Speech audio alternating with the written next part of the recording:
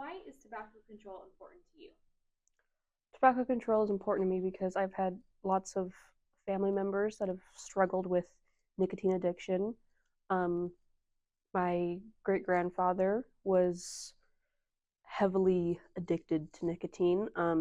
He unfortunately was on oxygen due to how much he smoked. And at some point in like 2017, I believe what it was, he was smoking while on oxygen and fell asleep and unfortunately caught him and his house on fire and almost lost everything. Um, my grandma had lung cancer that was caught too late and spread to everywhere in her body.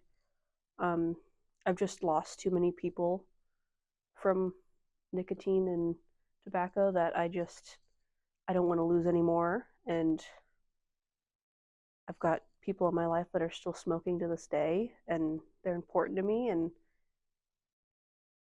they know the negative aspects of smoking, but the addiction is causing them to stick with it. And it's just been really tough.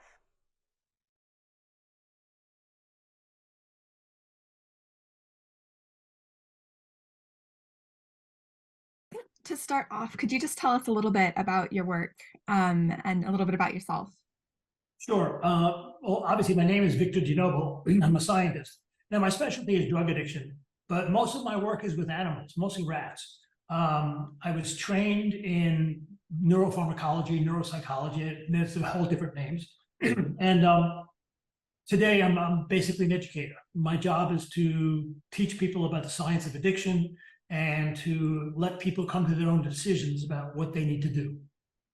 Can you tell us a little bit about your research into nicotine addiction and some of your findings? Sure. In 1980, I was at the University of Minnesota, and I was studying alcohol addiction. And basically, I was working with the monkeys, and monkeys will drink alcohol like people do. And I got a phone call from the Philip Morris Tobacco Company. Now they're called Altria, and they called me up and they said, "Look, we had a problem." And I said, "Okay, what's the problem?" They said, "Well, about 138,000 people will die every year from heart attacks and brain strokes." And I said, you admit tobacco kills people?" And they said, "Well, not really tobacco, it's the nicotine that does it." I said, I'm not sure I understand. And they said, "Well, the nicotine causes the heart to beat real fast, but it causes the vessels in the body to shrink. And that leads to heart attacks and strokes." I said, "Well, I'm not sure. What do you want me to do?" Well, by 1980, they figured out a way to take nicotine out of tobacco. They figured out a way to extract that drug out, thinking people wouldn't have heart attacks and brain strokes. But that means that tobacco products wouldn't be addictive. So they asked me to come there and develop a program to find a substitute for nicotine, a man-made drug, a drug that we could put into tobacco, take the nicotine out, a drug that would go to a person's brain, keep them addicted, but it wouldn't cause heart attacks and brain strokes. And that's why I went there. I went there because here was a company in 1980, 43 years ago, saying, we don't want to kill people. Can you help us? So I was pleased to go there. I wanted to go and find a substitute for nicotine. So we created this laboratory, and it was kind of a secret laboratory. The windows were all painted black and the doors were locked, and you couldn't get in unless you had a special pass. And there was only about 50 people in the whole world that knew we had a laboratory there. And we, as my associate, Dr. Paul Mealy, and we started to do research on what nicotine does in the brain. And we were looking for a substitute, come up with a substitute for nicotine. And in doing so, we didn't realize we were actually proving nicotine was addictive. And what happened was really interesting, because in 1983, a lawsuit was filed in New Jersey, the Sip Alone lawsuit. This was the first lawsuit of its kind. It didn't claim tobacco caused cancer. It didn't claim tobacco caused heart problems. It claimed that nicotine was addictive. And here's a gigantic company proving that lawsuit correct. So the lawyers, unbeknownst to us, the lawyers for the tobacco industry said, "Listen, we got to get rid of DeNoble and Mealy. We got to close their lab down. We got to make it that they never existed here, bury their research. So they fired us. And we were silenced by a secrecy agreement for 10 years. We couldn't tell anybody what we did. We couldn't tell anybody what our research was, because if we did, we'd be in violation of that agreement, and the tobacco industry lawyers would literally make our life a living hell. And even if we told people, it wouldn't be able to be used in a court of law because we were part of that agreement.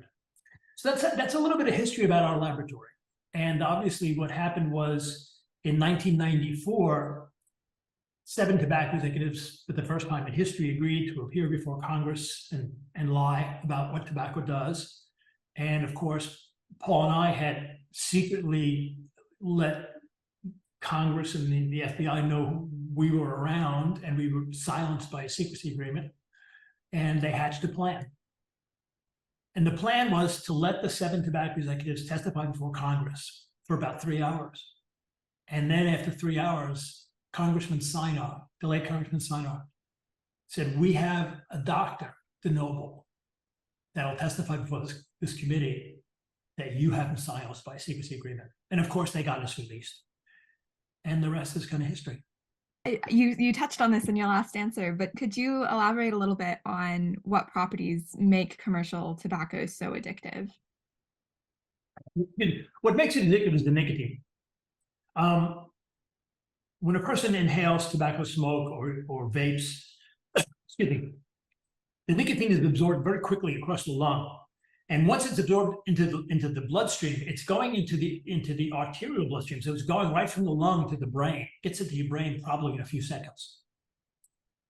Any drug that gets into your brain that's addictive is going to produce a cascade of events. These events are to change the way a neurotransmitter works. And that neurotransmitter is called dopamine. All drugs that are addictive, nicotine, cocaine, methamphetamine, whatever it is, marijuana, it doesn't matter. All drugs that are addictive will change the way dopamine reacts in our brain. And what it does, it's interesting because addiction is a process. It's not an event. The first time you use a drug, you're not addicted to it, but your brain starts the process of addiction. And each drug has a different process.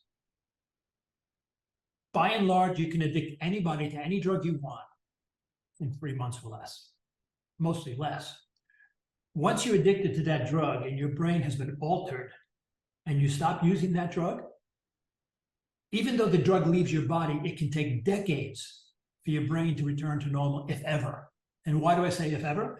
Because when you're addicted to these drugs, you can sustain brain damage. And once the brain damage occurs, that's permanent. So all drugs that are addicting will change the way your brain works, specifically dopamine. Something else that's critically important. The first time you get addicted to a drug, it may take several weeks. But our brain remembers how to be addicted. Our brain remembers the process of addiction. So the first time you get addicted to alcohol, let's say it takes you 3 months, and you quit. And the second time, it can take you a day. First time you get addicted to cocaine or heroin, it can take you a few weeks. Second time, a single day. Our brain remembers how to be addicted. That's why addiction is so dangerous, because once that process is complete, it doesn't have, you don't have to go through the process again. Addiction reoccurs almost instantaneously. Could you speak a little bit about the vaping epidemic, and maybe talk a little bit about the vaping products that are currently causing a lot of harm in our community? Yeah, sure. You know, back in 2004, 2005, electric cigarettes, e-cigarettes were launched by the industry. And they look like a regular cigarette, and how they work is very important. There's a lithium battery in there, and there's a little pod that has liquid and nicotine and flavors. And when you suck on the little tube, the lithium battery heats up a coil in that pod. And the pod makes that liquid become an aerosol, not a vapor. And that's really critically important. I'll explain why in a minute. The aerosol is inhaled. Now, the flavors go across your tongue. That's where flavors record. So that you start off using these devices because it tastes good. But in order to get the flavors to your tongue, you have to inhale this aerosol into your lung, and that's what delivers the nicotine into our bloodstream. So using I'll say vape device now, using a vape device is no different than smoking a cigarette. It's exactly the same, different mechanism, but it's still delivering the addictive property, the thing called nicotine, to our brain. Things that were invented back in 2004 and 5 weren't really very successful. Very few young people, and that's the target was young people. The industry wanted the young people using these for their flavors, but the problem was they looked like a cigarette. So in 2014, 15, the tobacco industry went to an advertising agent and said, why aren't young people using these devices? And they said, well, because you're selling a cigarette to people. It just looks like a cigarette. You got to make it look different. Let's make it look like a flash drive. Let's make it look like a vaporizing device. Let's call it a vaporizer because vapor means water, even though there's no water in those devices. There's no water in those devices. Let me repeat that. There's no water at all. The liquid in there is called propylene glycol, and I'll explain why that's important in a minute. So they launched these devices and they made them different colors, different shapes. It made them really attractive. And young people started to buy them. And then they bought them because they were cool looking, they tasted good, and they didn't realize that the nicotine was beginning the process of addiction. Your brain doesn't care where drugs come from. Your brain doesn't care if you snort cocaine, if you inject cocaine, you can smoke crack cocaine. Once that drug is in your blood, it's going to go to your brain. Same thing with nicotine. Your brain doesn't care if you use spit tobacco, if you smoke a cigarette, a cigar, or use one of these devices that deliver electronic nicotine to your blood.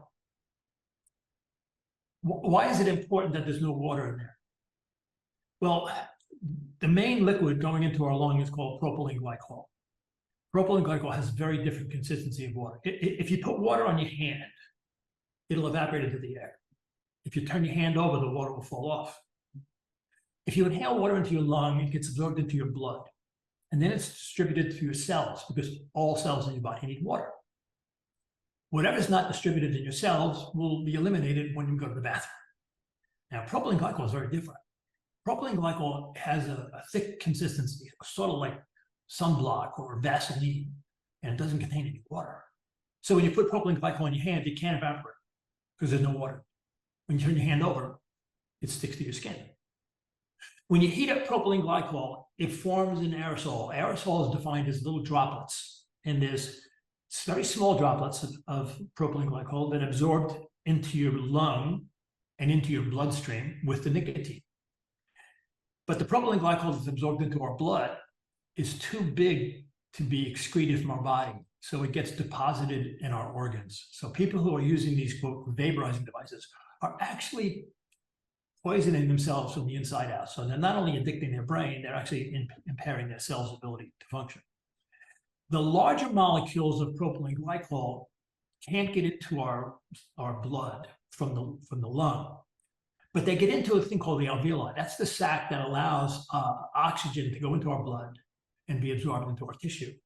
So what does that mean? It means the propylene glycol is blocking the oxygen's ability to get into our bloodstream. Your oxygen level right now is about 98, 99%, and that's what it should be. When you're using one of these devices, your oxygen level can go down to about 90%. Now that sounds like a big number, but at 90%, we call it cell starvation. 90% oxygen in your bloodstream, your cells aren't getting enough oxygen to function. If you reduce your oxygen level below 90% to 85%, you'll pass out, and go below 85%, death is imminent.